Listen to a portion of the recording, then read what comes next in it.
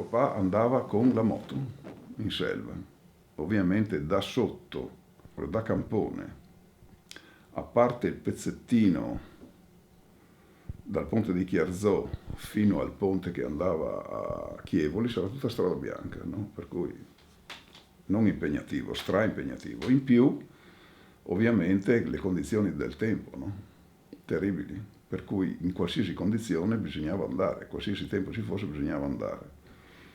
Era folcloristico vedere l'abbigliamento che avevano, perché ovviamente il mio papà si era comprato la moto apposta per andare a lavorare, no? Una Gilera 175, mi ricordo, modello Giubileo, bellissima, e ovviamente per proteggersi dal freddo, perché d'estate era sagra, dal freddo invece era un po' un problema, perché praticamente tutti avevano il parabrisi intanto, no? Enorme, per cui doveva proteggere. Vestiti non ce n'erano, non esistevano vestiti, no? Per cui avevi quei pastrani di una volta, quei cappotti, quelle cose lì, riempiti di giornali. Quella era la tecnica, no? Avevano i guanti, però i guanti non bastavano. E nella moto avevano come delle manopole enormi, no? Col pelo dentro, che tu mettevi dentro le mani e così ti riparavi, no? Non del tutto ovviamente. Casco non esisteva, avevano berretti, penso, occhiali, quelli con l'elastico, no? Quelli di una volta. E quando io penso di essere andato su d'estate, non penso di essere andato su d'inverno, avrò avuto io, penso, 7-8 anni, quindi intorno al 61, 62, 63, una roba così. E lì si andava in due, mi portava su fino in cima, mi ha portato, ma penso 2 o 3 volte, non credo di più. E quando faceva la notte si dormiva nella sala compressori, che era una roba, cioè un antro dell'inferno, no? Un rumore, perché ovviamente non erano silenziati, quella volta avevano tutti gli organi meccanici che facevano rumore, no? Per cui era un macello di rumore. E lì si dormiva per terra, perché non c'erano letti, non c'era niente lì nella sala compressori, una coperta sotto, una coperta sopra, e stavi lì, si dormiva, un circa, no? Perché in quel frastuono lì era praticamente una cosa impossibile dormire. E l'indomani mattina, morto di sonno, si tornava giù, no? E lui faceva la notte, a turni credo che facessero le notti, e poi mi pare che lavorava in officina lui, no? Ed era saldatore lui in officina, per cui si occupava praticamente di tutte le emergenze che c'erano in cantiere, no? Qualsiasi cosa si rompesse veniva usata, veniva saldata, eccetera, eccetera. Io un cantiere non l'avevo mai visto, per cui il cantiere era veramente una roba gigantesca, poi pieni di macchine, pieni di camion, perché lì per i trasporti avevano allargato la strada a suo tempo, no? Perché quella strada era una strada, non dico una mulattiera, ma era strettissima come la vecchia strada che andava a Meduno, no? Per cui l'hanno allargata per fare il cantiere, no? Io penso di aver visto, sì, più o meno tutto il cantiere. Mi ricordo della mensa, mi ricordo delle camere, perché mi pare che tutti gli operai avevano le camere anche se ritornavano a casa, le baracche, che erano quelle baracche di lamiera, sai, quelle lì attaccate a moduli, no? Poi mi ricordo che mio papà faceva manutenzione dell'impianto di frantumazione, che serviva per loro la roccia che spaccavano, la portavano su, la frantumavano e facevano calcestruzzo, no? Con i vari tipologia di inerti.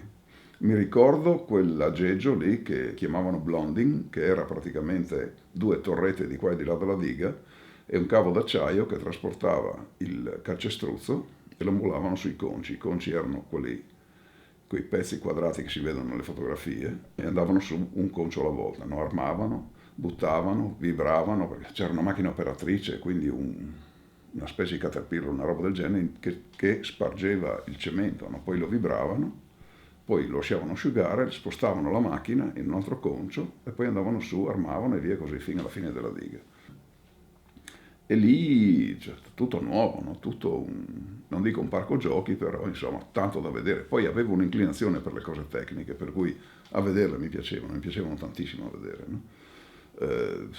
Anche nel casino infernale che c'era in quella sala compressore lì, andavo a vedere quello che funzionava, cosa faceva mio papà, mi spiegava. Io e mio papà, sotto quel profilo lì, avevamo un bellissimo rapporto, no? Io ero ahimè o fortunatamente il suo preferito, per cui mi insegnava, mi spiegava, sì, per farmi vedere, perché a me piacevano le robe tecniche, per cui mi portava su per farmi vedere. Non credo di averglielo chiesto io, perché non avevo neanche alba di che cosa si trattasse. Bene, dai, sì, mi è piaciuto, era una cosa bellissima. Poi mi spiegava, no? Cioè, l'impianto di frantumazione a cosa serviva, che cosa produceva gli inerti venivano poi spaccati dall'impianto di frantumazione, l'impianto di frantumazione si rompeva, cambiavano i rulli, era tanto bello da vedere. E poi come funzionava la diga, come funzionava la costruzione di una diga, la spalla che hanno forato, eccetera, eccetera, tutto. Mio papà aveva avuto un incidente, dei problemi con la diga sotto, con la diga di Redona. Lui guidava il treno che andava in galleria, perché lì ha fatto una galleriona, c'è una galleriona gigantesca lì che va fino a Meduno, no? Per cui l'hanno forata quella lì. E in galleria lui guidava il treno, quello che portava fuori il materiale, no? E siccome la gente non è che mangiava a sazietà, mangiucchiavano, perché penso che la diga del ponte di Eracli non avessero neanche la mensa, non avevano niente di probabilmente nel cantiere. E c'era uno di Sghitosa che è caduto, svenuto, no? Ed è caduto di traverso sui binari, no? Con una gamba, è passato il mio patrac. E quella roba lì, nel dramma per questa povera famiglia, siccome è stato molto ben pagato dall'INAIL, molto ben pagato, hanno vissuto in relativa agiatezza loro, hai capito? Per quell'incidente lì. Toi ha messo la gamba di legno come si usava a fare una volta e ha vissuto la sua vita fino alla fine senza...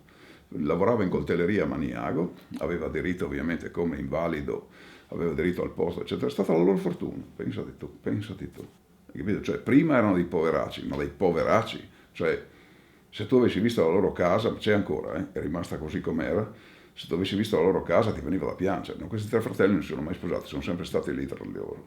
Lui aveva il motorino, che era un stralusso a campone, e l'altro perché aveva questa pensione dell'INAIL che gli ha permesso di vivere, ma non dico in maniera agiata, ma bene, insomma, lui ha mantenuto i fratelli. Infatti non c'è